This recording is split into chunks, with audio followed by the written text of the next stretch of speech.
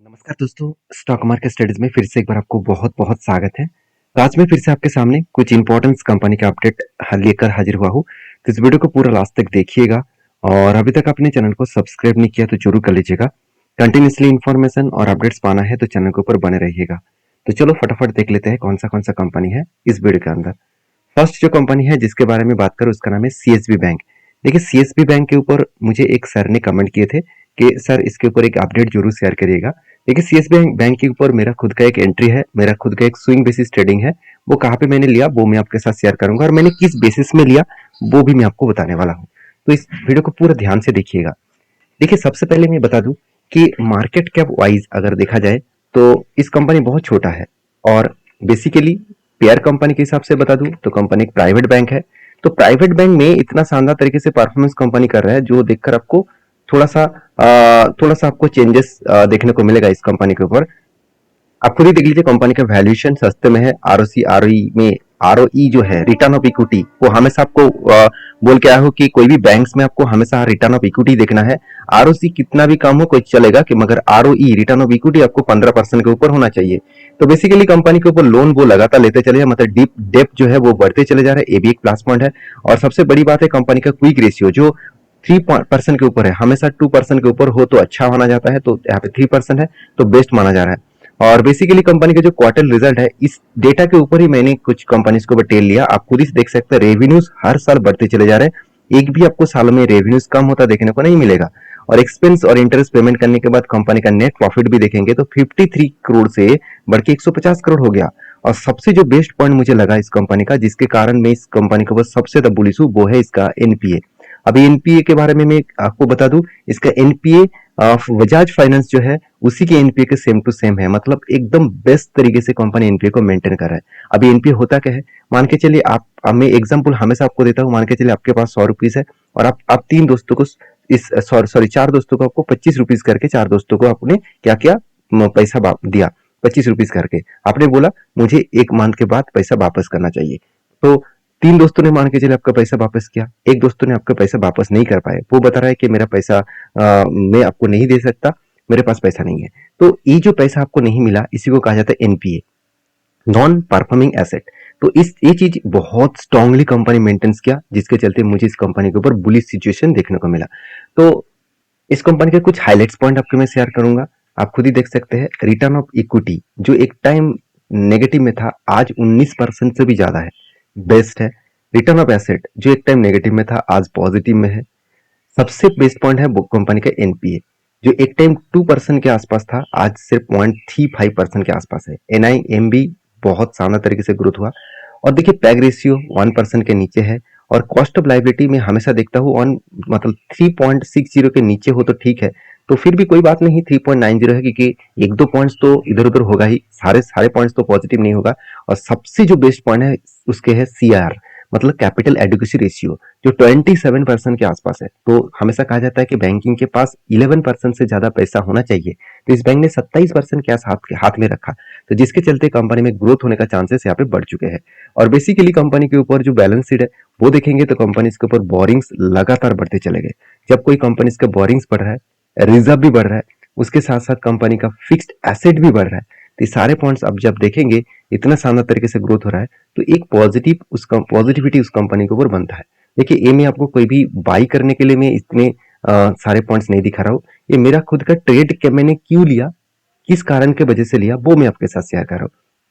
देखिए इसका कोई 100% गारंटी नहीं है कि मैंने ट्रेड लिया और मुझे टारगेट मिलेगा, इसका कोई भी गारंटी नहीं होता।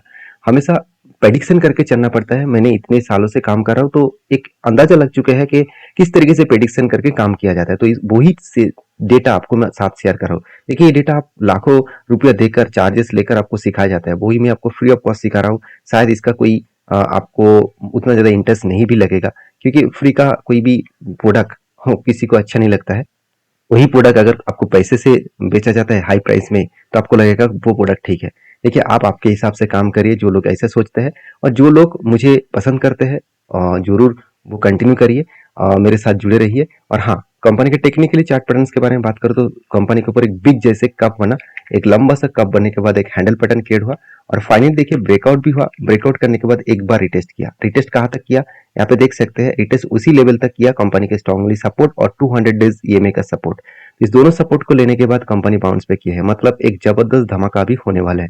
तो जो टारगेट लेकर मैं चल रहा हूँ वो करीबन करीबन 500-670 रुपीज के आसपास, और जो टारगेट निकल कर आ रहा है करीबन करीबन 52% के आसपास। तो देखिए, तो ये मेरा खुद का एंट्री है, मेरा खुद का टारगेट है। तो आप प्लीज इसके ऊपर काम करना चाहते हैं तो आपके रिस्क के हिसाब से आपके जो एडवाइजर है उसके साथ एक बार कंसल्टेंट करके आप काम करिए। और जो सर ने मुझे कमेंट्स किया, आई होप उनको सारे डेटा क्लियर हो चुके हैं। बाकी सर आप खुद ही एक बार रिसर्च करिए, उसके बाद काम करिए। तो नेक्स्ट जो कंपनी है उसके बारे में चर्चा करूं, उसका नाम है जियो फाइनेंशियल सर्विसेज। फाइनली जियो फाइनेंशियल सर्विसेज का बहुत दिनों के बाद जो सबसे ज्यादा कमेंट्स में आ रहे थे वो है कंपनीज के जियो फाइनेंस के ऊपर। वो डेटा यहाँ पे आज मैं अब दिखाऊंगा। बहुत सारे लोगों का कमेंट्स था कि कंपनीज के ऊपर जो पी रिसी है, पी रिसी इतना हाई क्यों है कि पी रिसी 9,000 तक चला गया था, 9,000।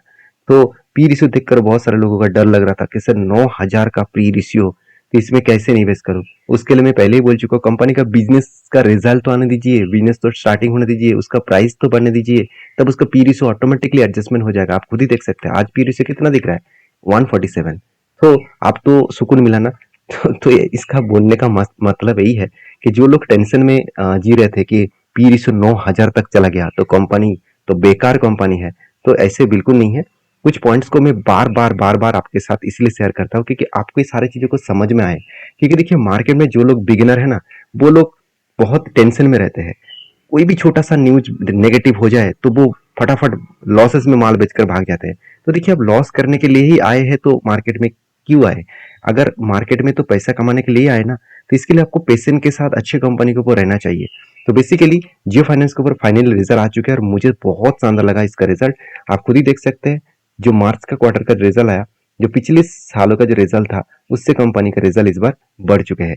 एक्सपेंस को मिटाने के बाद कंपनी का नेट प्रॉफिट भी देखिए धीरे धीरे करके ग्रोथ होता देखने को मिले।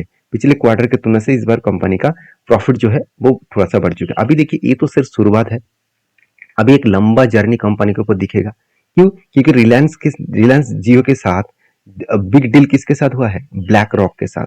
तो ब्लैक रॉक आप सभी जानते हैं जो वर्ल्ड के सबसे बड़े एक मतलब फंड हाउस है और जो फंड मैनेजमेंट करते हैं, और वो ही रिलायंस के साथ जुड़कर इंडिया में ब्रोकिंग के काम करेंगे, इंश्योरेंस के काम करेंगे, फाइनेंस के ऊपर काम करने वाले हैं। तो इस सारे प्रोडक्ट्स के ऊपर काम करेंगे तो बाकी जितने सारे इसका कंपटीटर है उसका तो हालत खराब हो जाएगा मुझे लगता है। तो अभी तो सिर्फ शुरुआत है, इसीलिए मैं इस कंपनी के ऊपर कंटिन्यू कर रहा हूँ और मैं आपको बार बार बोलते आया हूँ। मेरे इस कंपनी के ऊपर 2 बार स्विंग बेसिस में ट्रेड मिला, वो दोनों बार ट्रेड अचीव हुआ। पहली बात यहाँ पे एक रेंज के बेसिस में मैंने ट्रेड लिया, इस लेवल में जब भी टच किया एंट्री लिया और यहाँ तक मेरा टारगेट था 28% का टारगेट मिला।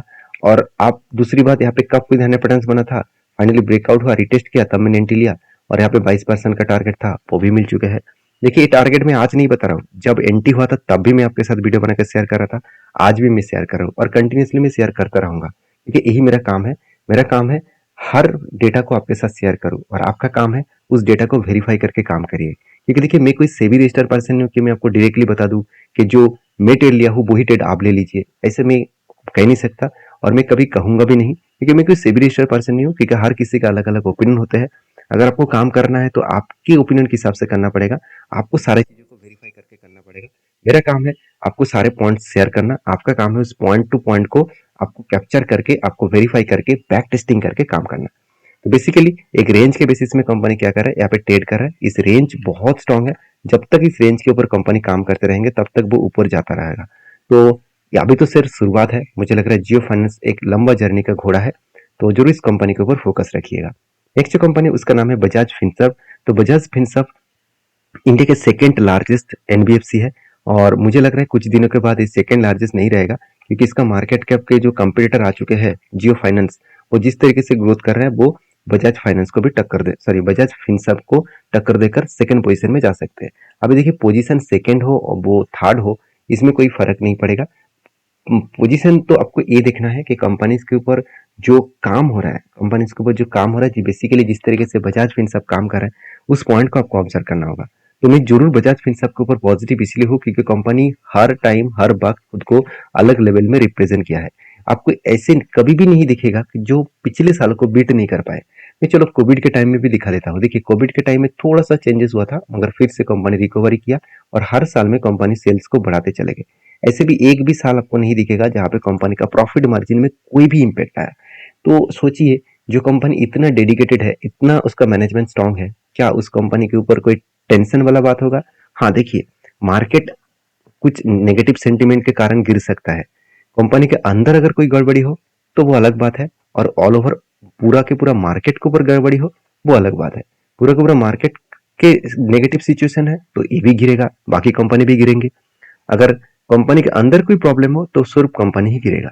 तो इस बात को समझते हुए काम करिए। बाकी बजाज फिनसर्व के ऊपर मेरा जो ट्रेड है वो ट्रेड में कंटिन्यू करूंगा क्योंकि यहाँ पे कफ विद हंड्रेड पैटर्न्स बना था और फाइनली ब्रेकआउट होने के बाद एक शानदार तरीके से मोमेंटम जर्नी हुआ था। उसके बाद नीचे भी आया, फिर से वो ऊपर जाने का कोशिश कर रहा है। मतलब कुछ दिनों इस टाइम इस जगह पे वो वॉल्यूम कर रहा है क्योंकि यही लेवल कंपनी के स्ट्रांगली सपोर्ट है। इसी सपोर्ट लेवल को वो बार बार रिटेस्ट करके ऊपर जाने का कोशिश कर रहा है। तो अगर ऊपर गए तो मेरा जो टारगेट निकल का है वो एक लंबा सा टारगेट है। 26% के आसपास टारगेट लेकर चल रहा हूँ। जो टारगेट निकल का है करीबन 2094 के आसपास। बाकी आप समझदार है, समझदारी से काम करिए और कंपनी के ऊपर एक बार रिसर्च करिए। उसके बाद जरूर मुझे कमेंट्स करके बताइए आपके पास इस कंपनी का होल्डिंग है कि नहीं। तो नेक्स्ट जो कंपनी है उसके बारे में चर्चा करूं, उसका नाम है भारत बिजली लिमिटेड। जो एक देखा जाए तो एक इलेक्ट्रिकल इक्विपमेंट बनाने वाला कंपनी है। छोटा सा कंपनी है फिर भी इस कंपनी ने एक बहुत बड़ा अनाउंसमेंट किया, वो है स्प्लिट का। तो स्प्लिट का डेट अनाउंसमेंट हो चुका है 24 अप्रैल। कंपनी एक के बदले दो शेयर देने वाला है। तो जो लोग स्प्लिट पाना चाहते हैं एक बार इस कंपनी के ऊपर वेरीफाई करना, रिसर्च करना, उसके बाद काम करना। तो मेरे तरफ से किसी भी कंपनी के ऊपर रिकमेंडेशन नहीं है।